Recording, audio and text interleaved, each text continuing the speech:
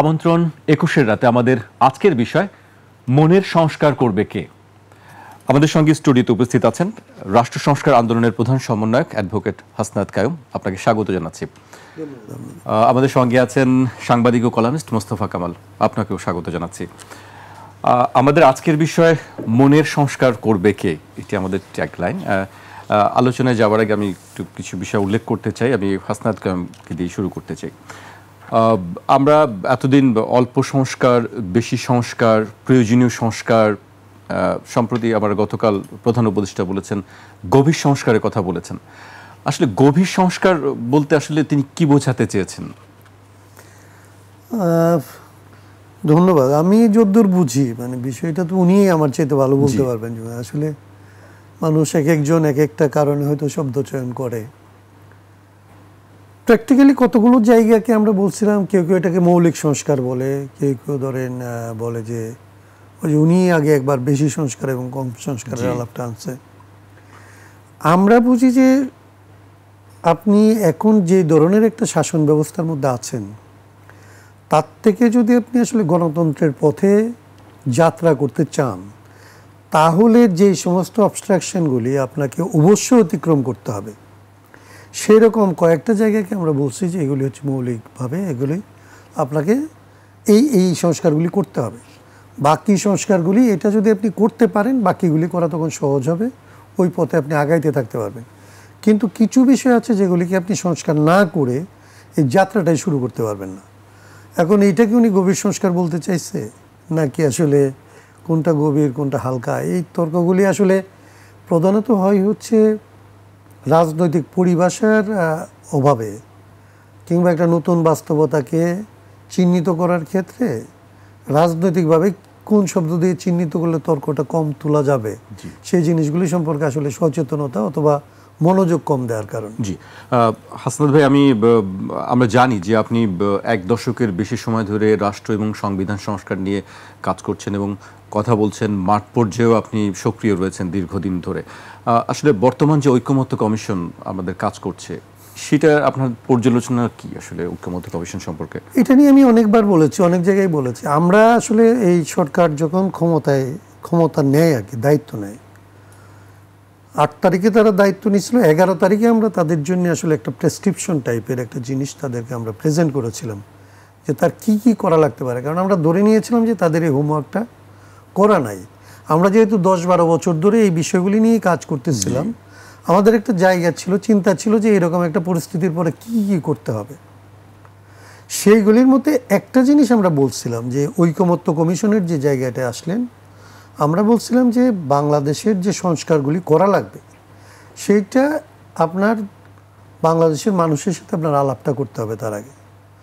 মানে বহু রকমের মত পথের মানুষ এই অভ্যুত্থানে ঐক্যবদ্ধ হয়েছিল, তারা আসলে কী ধরনের পরিবর্তন চায় এইটা জানার জন্য আমরা বলছিলাম যে আপনি রাজনৈতিক দলগুলির সাথে কথা বলেন, রাজনৈতিক দলের বাইরে বিভিন্ন যে ধরনের সামাজিক সাংস্কৃতিক সংগঠন থাকে, পেশাজীবী সংগঠন থাকে, তাদের সাথে কথা বলেন, এবং এই কথাটা আপনি ঢাকায় বলেন, ঢাকার বাইরে বলেন, এবং এটা সাইমেলটেনিয়াসলি বলেন, এবং এই কাজটাকে একটা প্রধান কাজ হিসাবে নেন।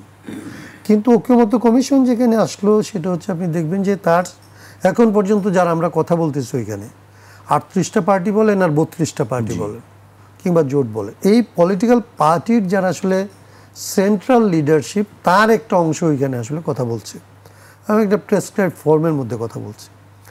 এখন ঐকমত্য কমিশন এদেরকে স্টেক হিসেবে ধরে নিচ্ছে, কিন্তু আমার বক্তব্য হচ্ছে যে এরা মিলে আমরা মিলে আসলে আন্দোলনটা অনেক দিন ধরে করতেছিলাম। আমরা আন্দোলনটা সফল হই নাই। আন্দোলনটাই সফল হয়েছে হচ্ছে আমাদের রাজনৈতিক দলগুলির বাইরে যেই মানুষেরা আসলে অপেক্ষায় ছিল যে আসলে কোনো একটা যথাযোগ্য তাদের চোখে যদি এরকম কোনো নেতৃত্বকে পায়, তার সাথে ঐক্যবদ্ধ হয়ে নামবে, তারা যখন আসলে নামছে মাঠে এবং তারা যখন জীবন দিছে, তখন কিন্তু পরিবর্তনটা হয়েছে। তাইলে তাদেরকে কথা শোনার আসলে জায়গাটা কোনো ফ্রেমের মধ্যে তাদেরকে আনার ব্যবস্থাটা করা হয়নি। তার মানে আমি বলতে চাই যে যাদের এফোর্টে পরিবর্তন, তাদেরকে শোনা হচ্ছে না। ঐকমত্য কমিশনের এটা হচ্ছে একটা মৌলিক ত্রুটি। আরেকটা হচ্ছে যে ফর্মে আসলে আলাপটা হয়েছে এবং যেভাবে হয়েছে, আমরা বলছিলাম আলাপটা দুইভাবে হইতে পারে। একটা হচ্ছে প্রত্যেককে আসলে কথা বলতে দিলে আমরা বলছিলাম যে সবাই বললে তাদের মধ্যে একটা কমন মিনিমাম পাওয়া যাবে। আমি 100 পরিবর্তনের কথা বলবো, আপনি 120টা বলবেন, আরেকজন 60টা বলবে, আরেকজন 50টা বলবে। তার মধ্যে কমন মিনিমামটাকে আপনি বের করে ফেলতে পারবেন যে এইটুকু হচ্ছে কনসেনসাস দাঁড়াচ্ছে একটা ন্যাশনাল। সো এইটা নিয়ে আসলে আর কথা বলা লাগবে না, এইটুকু হচ্ছে আপনি সেটেল করতে পারেন।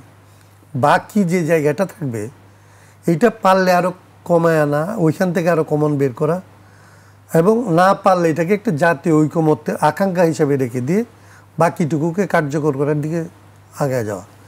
এই মানে আমাদের আকাঙ্ক্ষার যে আমরা যে ফর্মের কথাটা বলছিলাম, যেটাতে আসলে পুরো নেশনকে আসলে আমরা মনে করছিলাম ইনভলভ করা যাবে, এইটা করতে পারে নাই।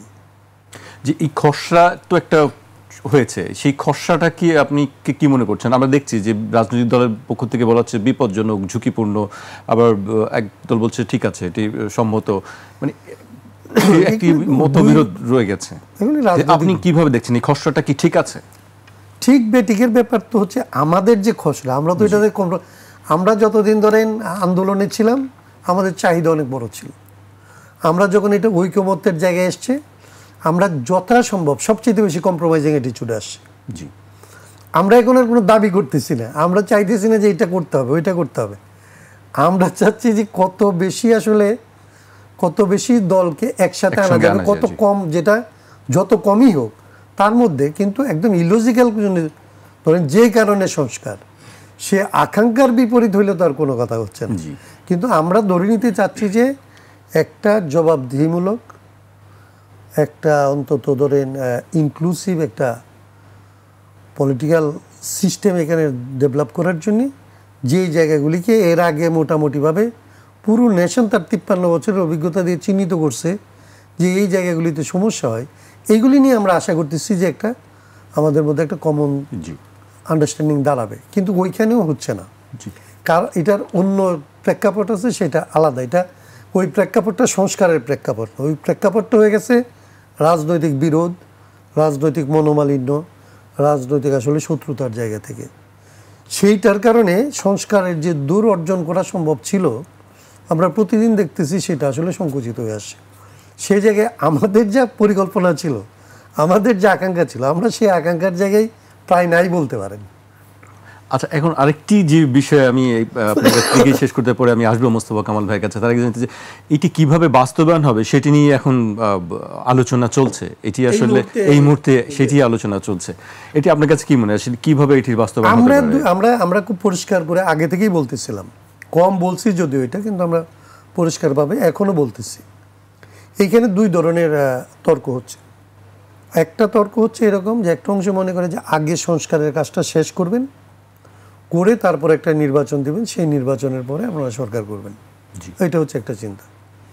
আরেকটা চিন্তা হচ্ছে যে না, আগে নির্বাচন হবে, নির্বাচিতরা গিয়ে সংবিধান সংশোধনের ভেতর দিয়ে যুদ্ধর পরিবর্তন হবে, এটা করবে। আমরা এই দুইটার মধ্যে, আমি যেটা আগে বলছিলাম যে আমরা এই দুইটা পদ্ধতির মাঝখানে একটা পথ, আমরা একটা ফর্মুলা এখন পর্যন্ত আজকেও আমরা আবার উত্থাপন করবো। এটা করতেছে হয়তো আমাদের বন্ধুরা। আমরা বলছি যে জাতীয় সংসদ নির্বাচন আর সংবিধান সংস্কারের জন্য যে নির্বাচনটা লাগে, দুইটা নির্বাচনকে একসাথে একই নির্বাচনকে দুইটা ক্ষমতা দেন। একই নির্বাচনের ভেতর দিয়ে যারা নির্বাচিত হয়ে আসবে তার কাছে আপনি সংবিধান সংশোধনের ক্ষমতা রাখেন বা গণপরিষদের ক্ষমতা রাখেন, আবার সে সরকার গঠন করবে এই ক্ষমতাও রাখেন। মানে সে একই সাথে কনস্টিটিউয়েন্ট অ্যাসেম্বলির মেম্বার অথবা রিফর্ম অ্যাসেম্বলির মেম্বার, একই সাথে সে আসলে ন্যাশনাল অ্যাসেম্বলির মেম্বার বা পার্লামেন্ট মেম্বার। এইটা 70 সালে আমাদের এখানে যে নির্বাচনটা হয়েছিল ওই সময় এই প্র্যাকটিসটাই হয়েছিল। 70 সালে যখন আসলে নির্বাচন হয় তখন বলা হয়েছিল ন্যাশনাল অ্যাসেম্বলিতে যারা আসলে পাশ করবে তারা প্রথমে হচ্ছে কনস্টিটিউয়েন্ট অ্যাসেম্বলির মেম্বার হিসেবে 120 দিনের মধ্যে একটা সংবিধান প্রণয়ন করবে। এটা প্রেসিডেন্ট অ্যাপ্রুভ করলে এরা পরে আসলে গভর্নমেন্ট ফর্ম করবে। আমরা এবার এটাকে একটু চেঞ্জ করে বলতেছি যে প্রথমে রিফর্ম অ্যাসেম্বলির মেম্বার হিসেবে তারা ওথ নেবে, নিয়ে প্রথম অধিবেশনে আসলে যা কিছু আমরা একমত হয়েছি সেটাকে অ্যাকসেপ্ট করে নেবে। দেন এটা রিফর্ম অ্যাসেম্বলি ডিজলভ হয়ে যাবে, তারা গভর্নমেন্ট হিসাবে ওথ নেবে এবং ওই সংবিধান যেটাকে তারা এর আগে অ্যাপ্রুভ করলো সেটার অনুযায়ী দেশ চালাবে। আর বাকি যেগুলি সেটেল হইল না সেগুলি নিয়ে তারপরে আমরা ধারাবাহিক আলোচনা চলবে। চমৎকারভাবে আপনি ব্যাখ্যা করলেন আপনার অবস্থান থেকে। আমি মোস্তফা কামাল ভাইয়ের কাছে আসতে চাই যে সংস্কার নিয়ে আমরা বেশ কিছু কথা শুনলাম হাসনাত কায়ুম ভাইয়ের কাছ থেকে। আসলে এইসবের বাইরে আরেকটি বিষয় বলা হয় যে আসলে সবকিছু হচ্ছে, মানসিকতার কোনো পরিবর্তন আমাদের এখনো হচ্ছে না। জি, সেই মনের সংস্কারটা আসলে কে করবে, কিভাবে করবে? ধন্যবাদ আপনাকে, খুব চমৎকার প্রশ্ন আপনার। মনের সংস্কার কে করবে, মূল সমস্যা কিন্তু ওখানে। আর পৃথিবীতে অন্যতম কঠিন কাজ হচ্ছে মন বোঝা। কার মন কি চায় এটা সবসময় বুঝে ওঠা অলিয়া অলিয়াদের পক্ষে ওনাকে সম্ভব হতো না। নানান দৃষ্টান্ত আছে এরকম। তো আমরা যাদের সাথে হাঁটা চলা করি, উঠা বসা করি, তাদেরকে বুঝে উঠতে হতো আমরা মাঝে মধ্যে নিজে অবিশ্বাস করে ফেলি যে একটু আগে কি বললাম কিন্তু এখন করি কি। তো ঠিক আছে, ওটা মনের বিষয়, মনোজাগতিক বিষয়, যার যেরকম আছে সে তার চর্চাটা ওই রকম থাকবে। আমার সহ-আলোচক হাসনাত কায়ুম ভাই খেয়াল করেছেন বোধহয়, আপনি সাবলীলভাবে কথাগুলো কিন্তু বলে ফেলেছেন, কোথাও কোনো জটিলতা তৈরি করেননি, আবার খুব একটা কৃতিত্বর দিকেও কিন্তু যাননি। প্রায় 1 যুগ ধরে ওনারা সংস্কারের চিন্তাটা প্রথমে মাথায় নিয়েছেন, দীর্ঘদিন ধরেই কাজ করছেন। আবার সেটা কিন্তু খুব নিজেদের থেকে তারা প্রচারও করেননি, অর্থাৎ তাদের চিন্তার জগৎটা বিস্তর। সেখানে তারা আইন সংস্কারের আলাপ করেছেন, বিচার পদ্ধতি, সংবিধান, আমাদের রাজনীতির গতি প্রকৃতি। সেই সঙ্গে আবার এও স্বীকার করেছেন তারা যেভাবে চেয়েছিলেন ওইভাবে হয়ে ওঠেনি অথবা পারেননি। আমাদের কিন্তু এই ধরনের স্বীকারোক্তির অভ্যাস নাই, বরং আমার নিজে কি করলাম কতক্ষণ, এটা কতক্ষণ জাহির করি। তো এরপরেও যখন একটা পর্যায়ে আমরা এলাম, কিভাবে এলাম সেটার আর বিস্তারিত ব্যাখ্যা দরকার নাই, একটা নতুন প্রজন্মের মধ্য দিয়ে আমরা এসেছি। তাহলে এখন সংস্কারের প্রশ্নটা, তাহলে সংস্কারের তরিকা দুটা, কিন্তু স্পষ্ট দুটা তরিকা। একটা হচ্ছে আরোপ করা, অর্থাৎ যেটাকে আমরা বলতে পারি বিপ্লবী কায়দা। তো এই সরকার কিন্তু প্র্যাকটিক্যালি বিপ্লবী সরকার না, বোঝাপড়ার সরকার। আর আরেকটা হচ্ছে একটু মিনিমাইজ করে করা, সবার কথায় একটু শোনা, সবার কথায় একটু রাখা। কিন্তু বাস্তবতা এত নিষ্ঠুর, আমাদের এই রাজনৈতিক দলগুলো, আবার যে নতুন দলটিও হয়েছে অর্থাৎ ছাত্রদের যে সংগঠনটি, এই 1 বছর আগে তারা কোন অবস্থায় ছিল তাদের মন থেকে বোধহয় ওই অংশটুকুই হারিয়ে গেছে। ওই সময়টা ঠিক 1 বছর আগে, এই সময়টা, এই 30 তারিখ অথবা 1-2 আগস্ট, জি, আমরা এখনো তো চোখ বন্ধ করলে, আমি নিজেও কিন্তু ট্রমায় আছি এখনো, কি পরিস্থিতিতে ছিলাম, কিন্তু আমরা এখন করছি কি, বলছি কি। তো ছোট্ট একদম মোটা দাগের মধ্যে যদি আমরা বলি, 5 আগস্ট কিন্তু একটা ফয়সালা হয়েছে, ভোট না হলো একটা ফয়সালা কিন্তু হয়েছে। ফয়সালাটা কি? যে উশৃঙ্খলতা আর চলবে না, অর্থাৎ একতরফা দাপট খাটানো, যেটাকে ওরা এক শব্দে বলে ফেসিবাদ, যে সেটা আর চলবে না। তো সেটার ব্যাখ্যা কীরকম, যে আমি যেটা বুঝি এটাই চূড়ান্ত, আপনাদের দুজনের দায়িত্ব হচ্ছে আমার সাথে মাথা নাড়া আর হোঁ হোঁ করা। এটা অনেকটা ওয়াজ মাহফিলের মতো, যা বলার সব যিনি ওয়াজ করেন তিনি বলেন, বাকিদেরকে উনি মাঝে মধ্যে ধমকও দেন যে আপনারা কথা বলেন না কেন। আসলে উনি কথা বলতে দেন না, উনি বলেন যে আপনি ঠিক বলেন, ঠিক কিনা কোন, হ্যাঁ, এরপরে বলবে আরো জোরে বলেন না কেন। এটা কিন্তু এক ধরনের, আমাদের রাজনৈতিক দলগুলো একই কাজ করে, তাদের মঞ্চে যান, আলোচনা সভায় যান, ওনারাও বলে যে আমন্ত্রণ জানা যে আপনারা কথা বলেন না কেন। আসলে ওনারাও চান যে সবাই ওনাদেরকে বলুক ঠিক। তো 5 আগস্ট যে মেসেজটা আমাদের কাছে ছিল, যে কথায় কথায় খিচুনি দেওয়া, কাউকে তাচ্ছিল্য করা, অবজ্ঞা করা, আমার মন যেটা চায় ওইটাই চূড়ান্ত, যে এই চ্যাপ্টার ক্লোজ, কিন্তু চ্যাপ্টারটা প্র্যাকটিক্যালি ক্লোজ হয়নি। আমরা আওয়ামী লীগ নামে একটা গালি দেই, যত না দল তার চেয়ে বেশি গালি হিসাবে এটা ব্যবহার হয় বেশি, কারণ তাদের আচার আচরণে, বৈশিষ্ট্যে, কথায়, এমনকি হাঁটলেও বোঝা যায় আওয়ামী লীগ কিনা। তারা নিজেদেরকে ওই চর্চার মধ্যে নিয়ে গিয়েছিল। তারা বলতো যে আওয়ামী লীগ একটা বিশ্বাসের নাম, আসলে একটা বিশ্বাসের নাম এটা আমাদের যারা ধর্মচর্চা করেন তারা এটাকে বলেন নফসিয়াত, অর্থাৎ মনোজাগতিক চর্চা। কীরকম সেটা? আমি হত্যা করছি আবার দাঁড়িয়েও থাকছি, কারণ আমি এটাকে অপরাধ মনে করি না, আমি মনেই করি আমি এটা সঠিক করেছি। এটা বিশ্বজিৎকে হত্যা করে হোক, ছুরি দিয়ে কুপিয়ে হোক, বুয়েটে আবরারকে হোক, আর পুরান ঢাকায় সোহাগকে পাথর মেরে হোক। আপনি অপরাধের ধরনগুলো খেয়াল করেন, পালাচ্ছে না কিন্তু কেউ, অপরাধ করে আবার দাঁড়িয়ে থাকে, অর্থাৎ এটা তার অধিকার আছে, সে ন্যায্য কাজে করেছে। তো এই চর্চা কিন্তু আমরা এখনও দেখছি। মানতে হবে অথবা মানি না, এই দুই শব্দই কিন্তু অত্যন্ত রুক্ষভাবে ব্যবহার হচ্ছে। এর মধ্য দিয়েও আমরা আশাবাদী হতে চাই এই জায়গাটাতে ঐকমত্য কমিশনে যেটা হচ্ছে একটু তর্ক বিতর্ক হচ্ছে, এটাকে একটু ইতিবাচকভাবে এই কারণে দেখতে চাই। আবার ওয়াক আউটও হচ্ছে, এটাও ভালো চর্চা, কিন্তু মানে না বলে চলে যাওয়া বাড়িতে, এরপরে আবার ধরে আনতে হচ্ছে না। তারা একটু ঘোরাফেরা করেন, আবার চা চক্র করেন, আবার হাসি বিনিময় করেন, হ্যান্ডশেক করেন, আবার আলোচনা শুরু করেন। তো মন্দের ভালো হিসাবে অন্তত বলতে পারে যে লক্ষণ কিছুটা হলেও ভালো। জি, এই কারণে ভালো, সংস্কার শব্দটা তখনই প্রাসঙ্গিক হবে সংস্কারের অর্থ যদি মেরামত হয়। আর আমি যদি উপলব্ধি করি মনোজাগতিকভাবে যে আমার একটু ভুল ত্রুটি আছে, আমার একটু সংশোধন হওয়া দরকার, একটু মেরামত হওয়া দরকার, তো অন্তত এতটুকু যে তারা বলছেন এটাও কিন্তু একেবারে কম কথা নয়। আমি আবার আপনার কাছে আসবো মোস্তফা কামাল ভাই, আমি হাসনাত কায়ুম ভাইয়ের কাছে আসতে চাই আবারও। আমরা রাজনৈতিক ঐক্যের বাইরেও তো প্রাতিষ্ঠানিক বেশ কিছু জায়গায় সংস্কারের সুযোগ ছিল, যেহেতু এই সরকারের ব্যাপক একটি জনসমর্থন ছিল। সেই জায়গা থেকে আমরা ধরেন শিক্ষা, স্বাস্থ্য, পুলিশ, এই খাতে তো আমরা একেবারেই আসলে কোনো সংস্কার দেখিনি। সেই জিনিসগুলো কেন হলো না, কেন করা যায়নি? এইটা আসলে আমি যেটা বলি যে সরকারের কোনো হোমওয়ার্ক নিজের ছিল না। অন্যদের কাছ থেকে যে দেবপ্রিয় ভট্টাচার্য আরেকটা কথা বলছে, উনি বলছে যে অন্যান্য সরকারের সাথে, ওনার তো অনেক সরকারের সাথে কাজ করার অভিজ্ঞতা থেকে উনি যেটা বলছে যে এর আগে যারা সরকার হয়েছে তাদের কাছে আমরা যখন কোনো কিছু নিয়ে গেছি তখন বলছি যে আসলে কি করতে হবে বলেন দেখি। আর এই সরকারের কাছে গেলে আমাদের অভিজ্ঞতা এরকম না, কিন্তু উনি যেটা বলছেন ওনার অভিজ্ঞতা হচ্ছে এরকম যে যদি যায় যে এটা করতে হবে বা ওই রকম লাগবে, তখন সরকারে যারা আছে তারা বলে যে জানি, এটা জানি। তো কিন্তু আমার নিজের যেটা অভিজ্ঞতা, আমার কাছে মনে হয়েছে যে একটা অসম্ভব অদক্ষতা একটা আছে সরকারের, যারা দায়িত্বে আছে তারা আসলে জানেই না কিভাবে কাজ করতে হয়, কি কাজ করতে হয়।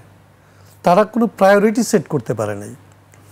এই সরকারটাকে একটা টিম ওয়ার্ক করছে, এটা আমি আসলে 1 বছরের মধ্যে আমি এটা দেখতে পাইনি। এবং আমি যতবার এই সরকারের সাথে কথা বলতে গেছি ততবারই আমি বলার চেষ্টা করছি যে আপনারা প্রায়োরিটিটা সেট করেন, সেইটা ধরে আগান, বাকি কাজগুলি তখন সহজ হবে। ধরেন এই সরকারের একদম সবার আগে যে জিনিসটা করা দরকার ছিল এবং যেটার পরিস্থিতি তৈরি হয়েছিল সেটা হচ্ছে পুলিশ সংস্কার। পুলিশ নিজে থেকে চাচ্ছিল যে তাদের জন্য একটা সংস্কার, এটির জন্য রাজনৈতিক ঐক্যমত্যের প্রয়োজন ছিল। রাজনৈতিক ঐক্যমত্যটা ছিলই, গোটা সমর্থনই ছিল, গোটা সমাজের মধ্যে ছিল। এমনকি সবচেয়ে বেনিফিশিয়ারি যারা এই সমস্ত অগোছালো পরিস্থিতির, তারা তো পুলিশ নিজে। বাট সিচুয়েশনটা এরকম হয়েছিল যে তারা নিজেরা মনে করতেছিল যে এটার সংস্কার করা ছাড়া এটা দিয়ে আর তারা সামনে আগাইতে পারবে না। কিন্তু এটাতে কোনো রকমের আসলে মনোযোগ দেওয়া হয় নাই, কেউ ঠিক করে নাই যে এটা কী করবে। আমরা ধরেন বাংলাদেশে যাদের দিয়ে ধরেন এখন তো আপনার হিসাবটা পাওয়া যায় যে 844 জন যে মারা গেল তারা কারা আসলে। আপনাদের মানে তাদের হিসাব তো হচ্ছে যে সবচেয়ে বড় অংশটা হচ্ছে শ্রমজীবী মানুষ, তারপরে ছাত্ররা, তারপরে আবারও প্রায় শ্রমজীবী মানে গরিব মানুষের দোকানদারেরা। তার মানে এরা হচ্ছে প্রায় সবাই আমরা বলছি যে এরা কৃষির সাথে সম্পর্কিত মানুষ, কৃষি থেকে উঠে আসা মানুষ, কৃষকেরই সন্তানেরা। এমনকি বিশ্ববিদ্যালয়গুলিতে কিংবা ছাত্রদের যে 261 জনের হিসাব এখন পর্যন্ত পাওয়া যায়, তাদের মধ্যে আপনি হিসাব করলে দেখবেন যে এরা হচ্ছে কৃষকের সন্তান কিংবা আসলে ছোটোখাটো ব্যবসায়ীদের সন্তানরা। তো আমরা এই সরকারকে 11 তারিখ যে কয়টা টাস্ক ফোর্স, আমরা কমিশন বলিনি, আমাদের বাসায় টাস্ক ফোর্স, আমরা বলছিলাম যে কতগুলি টাস্ক ফোর্স করা লাগবে। তার মধ্যে কৃষির কথা আমরা বলছিলাম, এবং কৃষির কথা বলছিলাম বলেই কেবল আমরা থামি নাই, তো গভর্নমেন্ট লেভেলে আমরা আলাপ করছি। কৃষক সংগঠনগুলিকে আমরা ধরেন এটার জন্যে রাজপথে তারা দাঁড়াইছে, তারা উপদেষ্টাদের ডাইকে আইনে আসলে রাউন্ড টেবিল করে তারা বোঝানোর চেষ্টা করছে যে কৃষি এবং কৃষক নিয়ে আপনাদের আসলে একটু চিন্তা করা দরকার। গভর্নমেন্টের অবস্থা হচ্ছে, আপনি একটা বুঝবেন যে প্রায়োরিটির কথাটা কেন বলছিলাম। গভর্নমেন্ট একটা কৃষি মন্ত্রণালয়ের যিনি দায়িত্বে আছেন উপদেষ্টা, তিনি আসলে স্বরাষ্ট্র উপদেষ্টা। এখন এই রকমের একটা ভঙ্গুর অবস্থার মধ্যে প্রতিনিয়ত, যেখানে আপনার ধরেন আইন শৃঙ্খলা বলতে আপনার কিছু নাই, যে লোকটা যদি 1000 রকমের দক্ষতাও তার থাকে, তাইলেও তার কৃষি নিয়ে চিন্তা করার মতো তার কোনো ফুসরত থাকার কথা না। তার কাছে আপনি কৃষি দিয়ে রাখছেন, ধরেন মৎস্য একজনের কাছে দিয়ে রাখছেন, তার কাছে সেই ভূমি দেন নাই, যেগুলি সম্পর্কিত মানে এদের যদি সরকার পরিচালনার কোনো রকমের পূর্ব অভিজ্ঞতা থাকতো, একটা রাষ্ট্র কিভাবে ফাংশন করে, কোনটার সাথে কোন মন্ত্রণালয়ের সাথে কোন মন্ত্রণালয় সম্পর্কিত, এতটুকু কাণ্ডজ্ঞান যদি থাকতো, তাইলে আসলে এই উপদেষ্টা পরিষদকে আজকে যত ব্যর্থ আপনার মনে হচ্ছে, এই পারফরমেন্স দিয়ে এর চাইতে সফল দেখা যাইতে পারত। জি, তার মানে আমি বলতে চাচ্ছি যে এরা অদক্ষ, এর কোনো হোমওয়ার্ক ছিল না, কোনো হোমওয়ার্ক করে নাই এবং কোনো ভিশন নাই। এরা এখানে কী জন্যে আসছে এবং কি করতেছে এটা এখন পর্যন্ত আমি ক্লিয়ার না। জি, সেটি হয়তো সামনে আমরা আরো ক্লিয়ার হব। আমাদেরকে এই পর্যায়ে একটি বিরতিতে যেতে হচ্ছে। দর্শক, একটি বিরতি নিচ্ছি, বিরতির পর আবারও ফিরবে 21 রাতে, আমাদের সঙ্গেই থাকুন।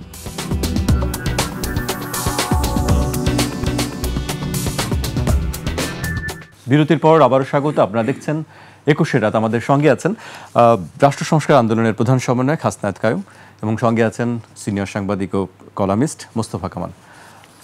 বিরতিতে যাবার আগে আমরা হাসনাত কায়ুম ভাইয়ের কাছে শুনছিলাম যে সংস্কারের বিষয়ে, সরকারের দক্ষতা অদক্ষতার বিষয়ে, এ বিষয়ে আপনি যদি একটু বলেন যে আসলে কোন জায়গায় আসলে আমরা দেখেছিলাম যে আসলে এক বছর আগে যে সরকারের প্রতি সমর্থন ছিল, রাজনৈতিক দলগুলোর মধ্যে যে ঐক্য ছিল, সেই জায়গা থেকে আসলে এক বছর পরে আমরা সেটাকে ভঙ্গুর অবস্থায় দেখছি কেন? ঐক্য কিন্তু হয়েই ছিল, যেটার জন্য কোনো আলাদা আহ্বান জানাতে হয়নি, কোনো মিউজিক বাজাতে হয়নি যে ঐক্যের কোনো একটা স্ট্রিং বাজানো, অথবা যেটাকে বলা যায় আজান দেয়া সারিবদ্ধ করার জন্য। জনগণ সারিবদ্ধ হয়ে গিয়েছিল 5 আগস্টে। 6, 7, 8 3 দিন কোনো সরকারে ছিল না, তারপরে জনগণ ঐক্য কাকে বলে ওই 3 দিন কিন্তু এটা বাংলাদেশের জনগণ দেখিয়েছে। সংযম কাকে বলে, সহিষ্ণুতা কাকে বলে, ওই 3 দিনের অপরাধের চিত্র কিন্তু খুবই কম। তার মানে কি ঐক্যটা এর পরবর্তীতে বলছি ঐক্য একমত, ঐক্যমত, নানান শব্দ বলছি, আসলে ঐক্য প্রতিদিন নষ্ট হয়েছে, প্রত্যেকটা দিন অবনতি হয়েছে ঐক্যের। এটা হচ্ছে নিষ্ঠুর সত্য কথা। এবার আসেন আরেকটা দিক, আর এটা তো স্বাভাবিক, যার যেটার অভাব সে ওই উচ্চারণটা বেশি করে, এটা মানুষের একটা বৈশিষ্ট্যগত বিষয়। যার যেখানে অভাব আছে সে ওই কথাটা বেশি বেশি করে বলে।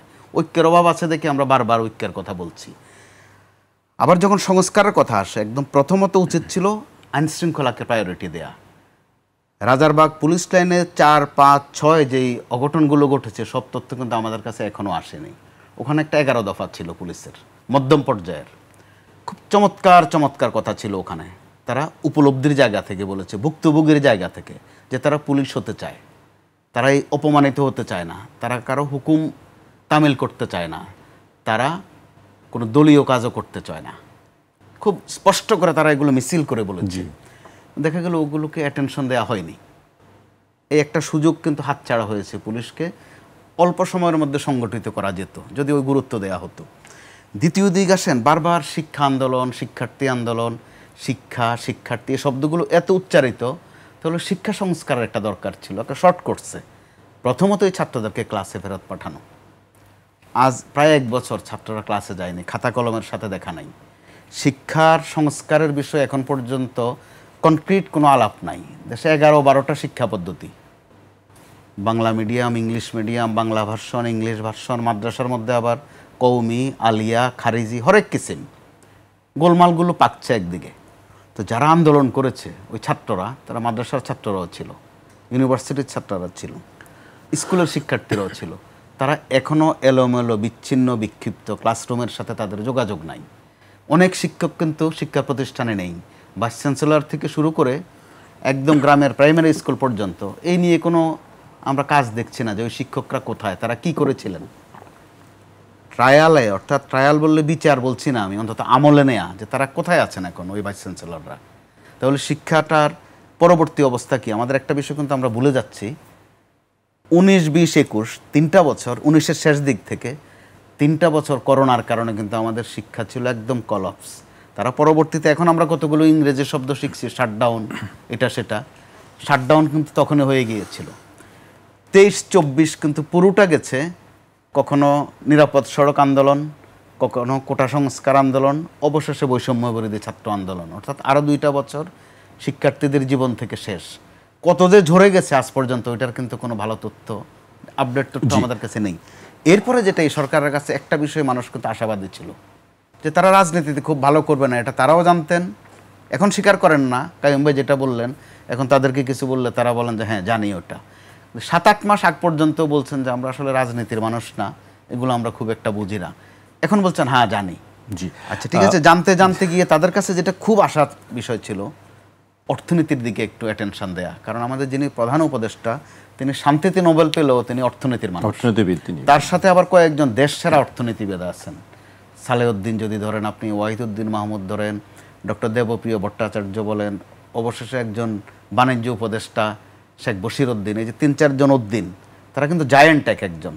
কিন্তু প্র্যাকটিক্যালি দেখা গেল অর্থনীতির ক্ষেত্রেও তাদের কোনো ছাপ কিন্তু নেই। আশাই করা যাচ্ছিল প্রধান উপদেষ্টা যেরকম ভিন্ন একটা উচ্চতার মানুষ, বিশ্বজোড়া তার একটা খ্যাতি আছে, উদ্ভাবনী শক্তির খ্যাতি, সেটি তিনি অর্থনীতির ক্ষেত্রে সেটি কাজে দেখাবেন, লাগবে, আমরা যেটা উপকৃত হব, তিনিও আরো উজ্জ্বল হবেন। কিন্তু আমরা ওই জায়গাটা তো ব্যাপক শূন্যতা দেখছি। জি, আমরা আবার আসবো আপনার কাছে। আমি হাসনাত কাইয়ুম ভাইয়ের কাছে আসতে চাই। শিক্ষা নিয়ে কথা বলছিলেন, শিক্ষার প্রসঙ্গ যেহেতু উঠলই সেহেতু আমি একটু বিষয় বলতে চাই। সম্প্রতি আমরা দেখেছি যে শিক্ষার্থী যারা আছেন, যারা রাজনীতির সঙ্গে সম্প্রতি জড়িত, আমরা দেখলাম যে আজকেও পুলিশের পক্ষ থেকে বলা হয়েছে যে তার বাসা থেকে 2.5 কোটি টাকার একটা চেক পাওয়া গেছে, এফডিআর পাওয়া গেছে। আমরা জুলাই অভ্যুত্থানে বা জুলাই চেতনার নামে আমরা বিভিন্ন জায়গায় চাঁদাবাজি বা আর্থিক যে অভিযোগগুলো দেখছি, বিভিন্ন জায়গায় মব দেখি, মোরাল পুলিশিংয়ের বিষয়টি দেখি। এই বিষয়গুলি, এই পরিস্থিতি আসলে কিভাবে তৈরি হলো এই 1 বছরে?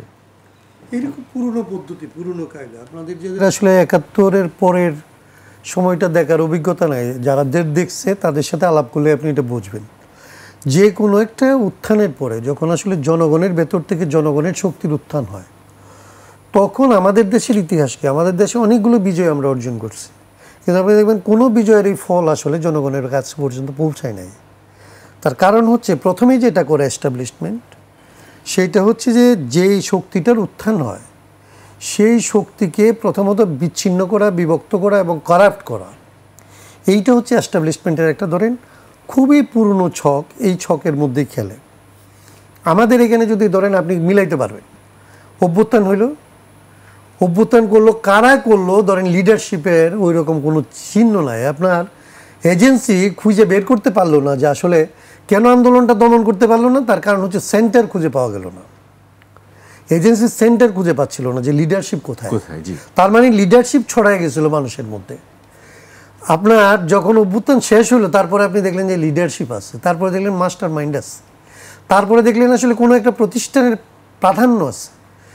এইগুলি যখন আপনি এস্টাবলিশ করতেছেন, তখন হচ্ছে পিপলকে আপনি এখান থেকে আসলে এলিয়েনেটেড করে দিচ্ছেন। আন্দোলনের যারা তার ফ্রেন্ড ছিল, যারা তাদের কলিগ ছিল, যারা জীবন দিচ্ছে, তাদেরকে আপনি তাদের মালিকানা আপনি নাই করে দিচ্ছেন। আপনি লাশের মালিকানা একজনের কাছে দিচ্ছেন, আপনি আন্দোলনের মালিকানা একজন কিংবা একটা গ্রুপের কাছে দিচ্ছেন। এবং যখন একটা গ্রুপকে আপনি আসলে মালিক হিসেবে এস্টাবলিশ করতেছেন বা ব্র্যান্ডিং করতেছেন, তখন তারপরে তার কেবলমাত্র চরিত্রটা ধ্বংস করে দিতে পারলেই গোটা আন্দোলনকে তখন আপনি বলতে পারতেছেন যে এর চাইতে হাসিনা ভালো ছিল, এর চাইতে আন্দোলনের আগের অবস্থা ভালো ছিল। যেটা 71 সালের পরে আসলে 16th ডিভিশন বলা হইতো, যে আসলে মুক্তিযোদ্ধাদের নামে সার্টিফিকেট বিক্রি করা হচ্ছে, মুক্তিযোদ্ধাদের নামে চাঁদাবাজি হচ্ছে, ধর্ষণ হচ্ছে, ইত্যাদি হচ্ছে।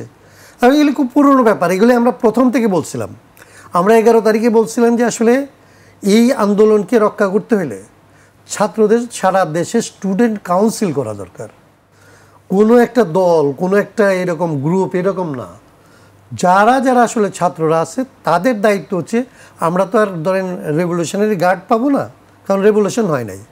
কিন্তু আমরা ভাবছিলাম যে স্টুডেন্টরা হচ্ছে আসলে একটা গার্ড হইতে পারে, যাদেরকে আমরা বলছিলাম যে একটা স্টুডেন্ট কাউন্সিল করেন, এবং এই স্টুডেন্ট কাউন্সিলকে আপনি এদূর এম্পাওয়ার করেন যে তার এই স্পিরিটের বাইরে যদি সরকার যায়, তাহলে সরকারকে যেন সে বলতে পারে যে তুমি স্পিরিটের বাইরে যাচ্ছ, এবং সরকার যেন এটা বিবেচনায় নিতে বাধ্য থাকে। এইটুকুর মধ্যে আনেন, তাইলে আপনি কোনো ছাত্রকে মানে কেন্দ্র থেকে প্রান্ত পর্যন্ত ছাত্রের জায়গায় পাঠিয়ে দিতে পারেন, এবং তাকে আসলে এই সময়ের যে আসলে করণীয় সেটা ওই অবস্থান থেকে আসলে সে একটা ইউনাইটেডলি পাহারা দেওয়ার কর্তৃত্ব হিসাবে সে থাকতে পারে।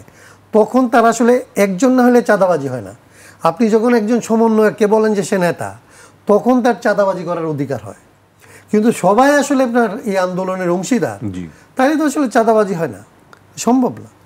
সেইটা করা হয় নাই।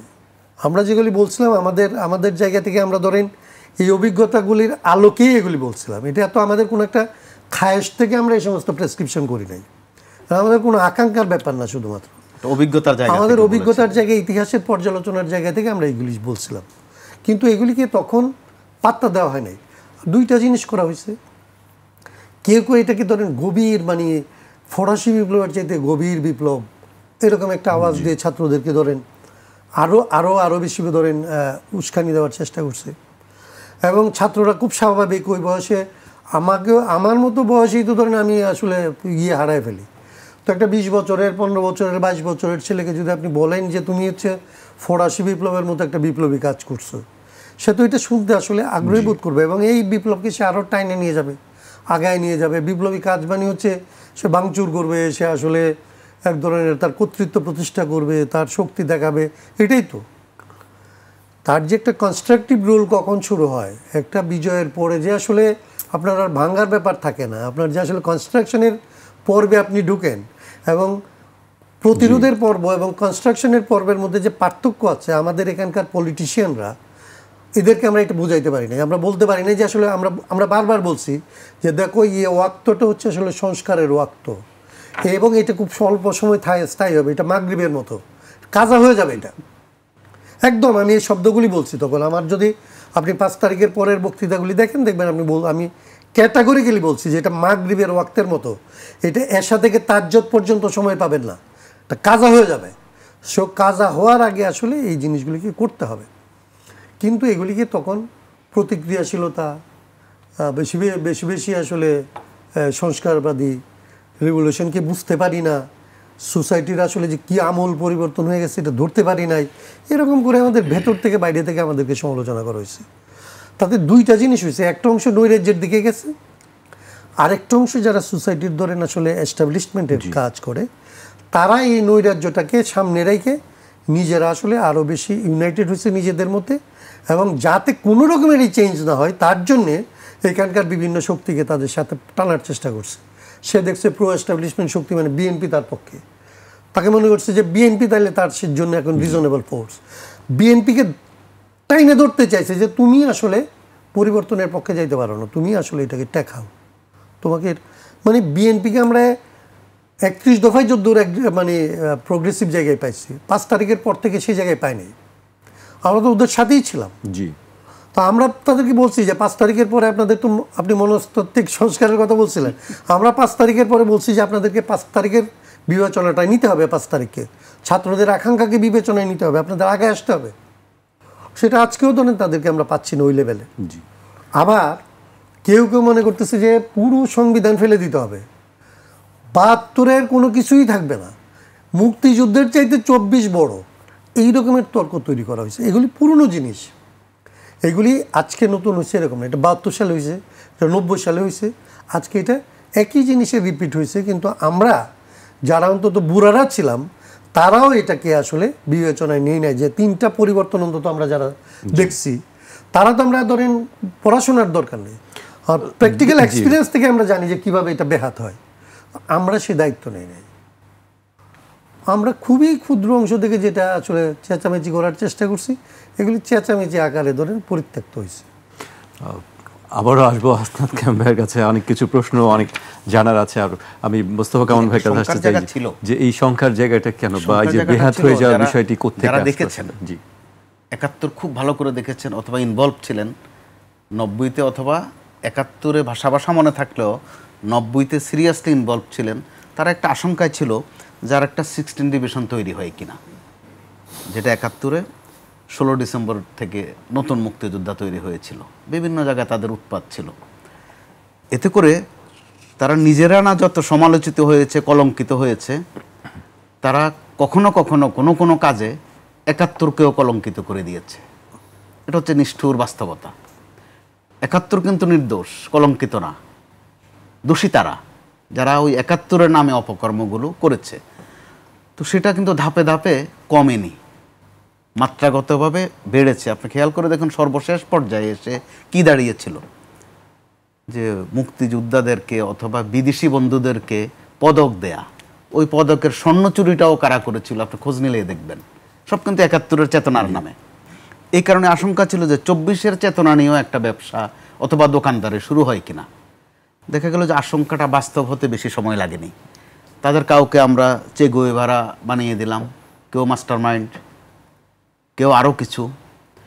আবার যারা একটু ধর্মাশ্রয়ী তারা বললাম যে খোদা প্রদত্ত আবাবিল পাখি, কারণ ইসলামের ইতিহাসে আছে আবাবিল পাখির ঘটনা। অর্থাৎ আমরা কাউকে মাথায় তুলতেও সময় নেই না, পায়ে দলতেও সময় নেই না। এর মধ্য দিয়ে এখন কি নিষ্ঠুরতাটা আপনি দেখেন। কিছু কিছু কথা আছে কখনো কখনো কম বলা ভালো অথবা না বললে আরও ভালো, কিন্তু আবার অনিবার্যভাবে বলতেও হয়। প্রশ্ন যখন সামনে এসে যায় যে 24-এরটা কি অভ্যুত্থান ছিল কিনা, বিপ্লব ছিল কিনা, নাকি জেনাতন আন্দোলন ছিল, মোটেই কাম্য না কিন্তু এই বিতর্কটা। এর চেয়ে যেটা এখন বিপজ্জনক হয়ে গেছে সনদের বিষয়টা।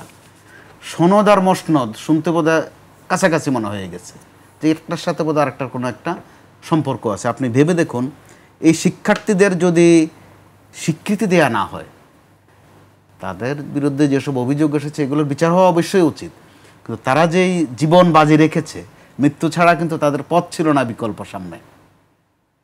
এখন কিন্তু তারা, আমরা তো এখন চাঁদাবাজ হিসাবে তাদেরকে মাঝে মধ্যে শনাক্ত করি, হয়তো তারা জীবিতও থাকতো না যদি ওই সরকারটি এখনো ক্ষমতায় থাকতো।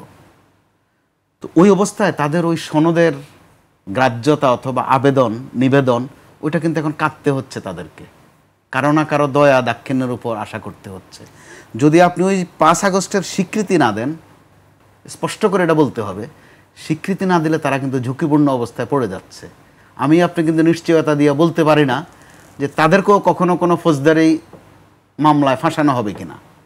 জি, যদি সনদের বিষয় আসা না থাকে, যদি প্রক্লামেশন না থাকে, ঘোষণাপত্র না থাকে, এতে করে 5 আগস্টের ওই বিষয় কিন্তু এরই মধ্যে শব্দ উচ্চারণ হয়েছে, আওয়ামী লীগের দিক থেকে বলা হয়েছে ওটা একটা দাঙ্গা ছিল, হাঙ্গামা ছিল।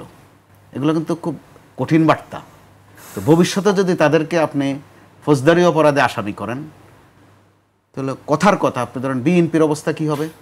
বিএনপি তো বলছে যে তাদেরকে সংগঠিত করার পেছনে আমাদের অবদান আছে, ব্যাপক অবদান। তখন কিন্তু এই ন্যারেটিভ বদলে যাবে। কি বদলে যাবে? যে না, আমরা আসলে ওদের সাথে ছিলাম না। কারণ এই মর্ম বক্তব্য আছে আগে। আমাদের রাজনীতির নিষ্ঠুরতা এমন যে কখন কোন বক্তব্য আপনি সামনে নিয়ে আসবেন, সিম্পল বক্তব্য। আপনি বলছেন সংস্কার, বললো যে এটা কি ইনডেপথ হবে নাকি ভাষা ভাষা হবে, আস্থা নাই তো আপনার প্রতি আমার। আবার বলছি গভীর হবে, গভীর বললে আরো কঠিন লাগে, যে কত গভীরে যেন, কয় বছর যেন, 30 সাল পর্যন্ত কিনা। জি, আমি আপনি বলছেন যৌক্তিক, আমি বলছি না ভাই আমার কাছে তো এটা অযৌক্তিক। আপনি বলছেন মৌলিক, আমি বলি না এটা একটা যৌগিক, এখানে ভিন্ন বিষয় আছে। অর্থাৎ আস্থার সংকট হলে যেটা হয়, এর মধ্য দিয়ে আমরা কিন্তু আবার একটা বাজে অবস্থায় যাচ্ছি। গত 2-3 দিন কিন্তু ভিন্ন একটা হাইপ উঠেছে, নানা আজে বাজে কথা কিন্তু যোগ হয়েছে। আইনশৃঙ্খলা বাহিনী নতুন করে সংগঠিত হচ্ছে, তাদেরকে ডিউটি বাড়ানো হয়েছে, সতর্ক করা হয়েছে। এগুলো তো বেশি একটা ভালো খবর না। যখনই আপনি বা আমি শুনে যে আইনশৃঙ্খলা বাহিনী বেশ তৎপর হয়ে উঠেছে, এটা কি আসলে খুব ভালো খবর?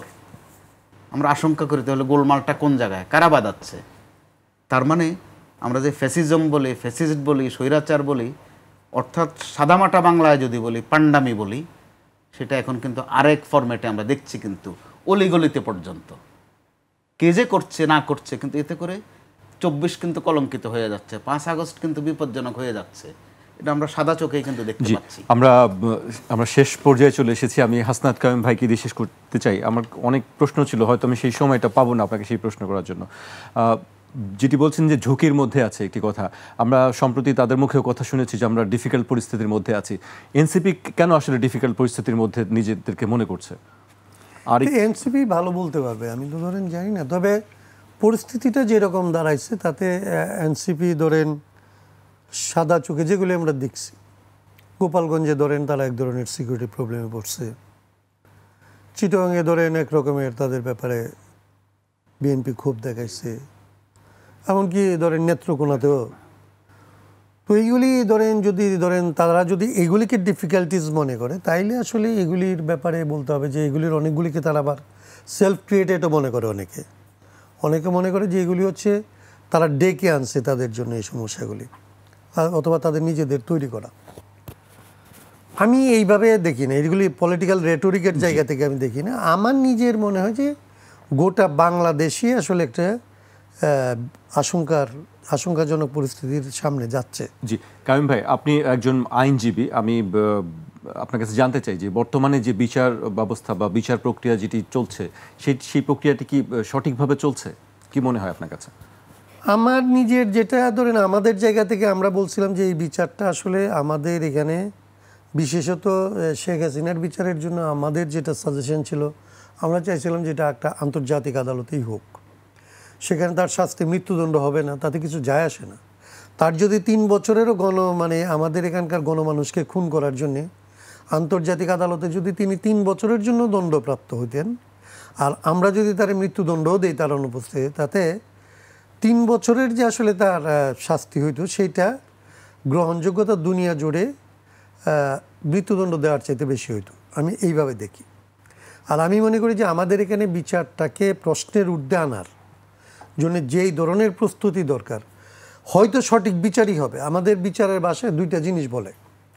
আমাদের বলে জাজমেন্ট সম্পর্কে একটা খুব কমনই আছে যে কেবলমাত্র বিচার করলে হয় না, ন্যায় বিচার যে হয়েছে এটা আসলে দেখাইতে হয়। মানে শুধু ন্যায় বিচার করার ব্যাপার না, ন্যায় বিচারটা প্রদর্শন করার ব্যাপার যে ন্যায় বিচার হয়েছে। এইখানে আদালতে যে তাদের বিচারটা হবে, সেই বিচারের ফরমেশনের ক্ষেত্রে কতগুলি প্রশ্ন একদম প্রথম থেকে উঠছে, সেই জায়গাগুলি, সেই দাগগুলি তো সে অতিক্রম করতে পারবে না। আমি এর মধ্যেও বলছি যে যেটা করা দরকার, এইখানে তারা যে অপরাধ করছে এগুলির যে পরিমাণে ডকুমেন্টেশন আছে, যেই পরিমাণে এখনও পর্যন্ত আহত লোকজন আছে, যেই পরিমাণ নিহত পরিবার আছে, এদের বিচার তো ধরনের শাস্তি তো অনিবার্য, বিচার হইলেই শাস্তি অনিবার্য। বিচারে যেটা দেখানো দরকার এটা হচ্ছে নিরপেক্ষতা। বিচারে যেটা দেখানো দরকার এটা হচ্ছে যে তাদের প্রতি আমাদের কোনো অভিমান, ক্ষোভ বা রোষ থেকে আমরা করছি না। আসলে সমাজে একটা বিচারকে প্রতিষ্ঠিত করার জন্য, ন্যায়কে প্রতিষ্ঠিত করার জন্য মানদণ্ড বা স্ট্যান্ডার্ডের উপরে অনেক বেশি নজর দেওয়া দরকার। এইখানে যদি আপনি বিচার করতে পারেন তাইলে শাস্তি অনিবার্য।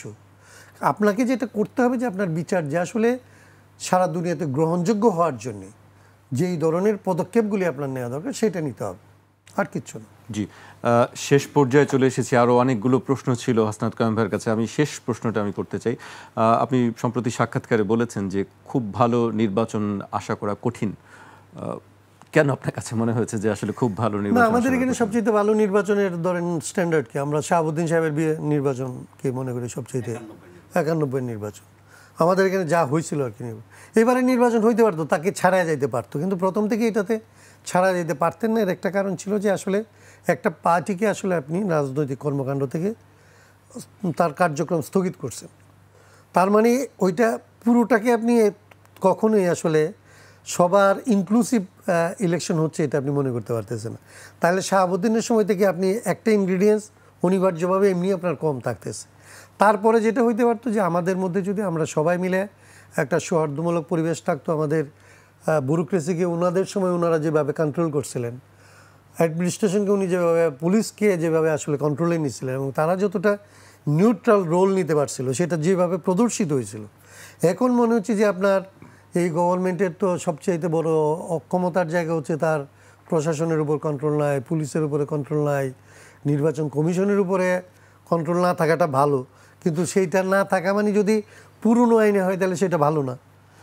এখন পর্যন্ত নির্বাচন কমিশন পুরনো আইনে চলতেছে, পুরনো ধাঁচে চলতেছে, তাহলে সেইটা আবার ভালো না।